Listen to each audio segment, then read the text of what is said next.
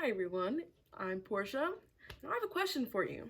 Did you know that a seizure is a temporary change in the electrical activity in the brain? The brain is made up of neurons, which are basically electrical cords that receive signals from the brain. In a seizure, there's just too much of an electrical charge. Sadly, according to the article about epilepsy by the Minnesota Epilepsy Group, despite extensive workup, including history, physical examination, EEG, MRI, and blood testing, a large percentage of patients still do not have an identified cause for their seizures. Although most patients may not be able to pinpoint why they have seizures, they are able to see a neurologist who will help them to manage their seizures or epilepsy. You're probably wondering, what does a neurologist have to do with me? Well, maybe you know someone who has a brain tumor, epilepsy, or that has just had a stroke. Or maybe you're that someone. I personally know two people who have hydrocephalus, and I had a teacher who had a stroke.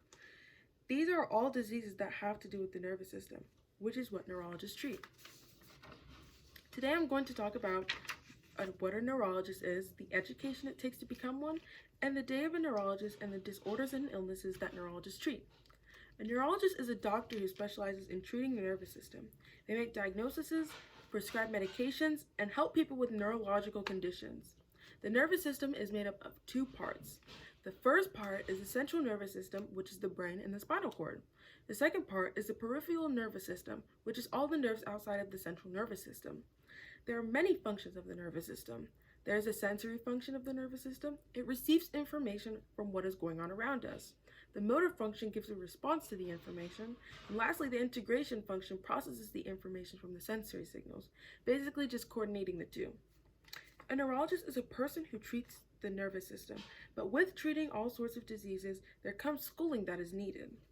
When becoming a neurologist, there are years of education required, and with this education, a neurologist can go into a subspecialty. A neurologist education path starts out like any other physician's. To become a neurologist, you complete college and attend a 4-year medical school. After graduating from medical school, you receive your medical degree. Following this, you would start the United States Medical Licensing Examination, or USMLE, and apply for residency. The last thing you would need to do is get a board of certification. Some neurologists choose to go into a subspecialty of neurology. According to the article, What is a Neurologist by Jamie Eske, after completing their residency training, many neurologists spend a year or more in a fellowship program where they gain experience in their subspecialty. A subspecialty is basically a specific area or disease that a doctor will focus on within their medical area. Some specialties in neurology are epilepsy, pediatric or child neurology, neurodevelopment disabilities, and neuromuscular medicine. There's a lot of schooling that goes into becoming a neurologist. Using the education they received, there is a lot of things that neurologists can do in their day and many disorders that they can treat. There are different tasks that neurologists can perform in a day and many disorders that they can treat. And neurologists have different processes depending on whether they are seeing a returning patient or a new patient and their area of focus. If the neurologist is seeing a returning patient, they will usually discuss ways of managing the patient's condition. If the neurologist is seeing the patient for the first time, they will usually have a consultation where they discuss their medical history and symptoms. They might also perform a physical test, and depending on the patient's symptoms, they'll run some tests like a tensilin test and use electromyography. There are many disorders and illnesses that neurologists can treat.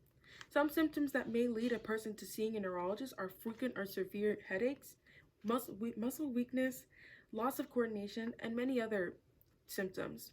These symptoms can be symptoms of a stroke, epilepsy, brain tumors, sleep disorders, Parkinson's disease, Alzheimer's disease, multiple sclerosis, or any other neurological condition.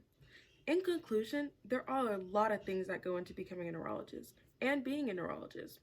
It takes an interest in the brain and a lot of time and patience and a liking for helping others to become one. In this career, you can make about $244,000 annually. If you find the brain interesting, don't let the long process scare you. According to the article, How to Become a Neurologist by Career Girls, overall employment of all physicians and surgeons, including neurologists, is projected to grow 7% from 2018 to 2028, faster than the average of all occupations. If you find the brain interesting, becoming a neurologist could be a fun way to make a lot of money, especially when the need for them is growing. Thank you.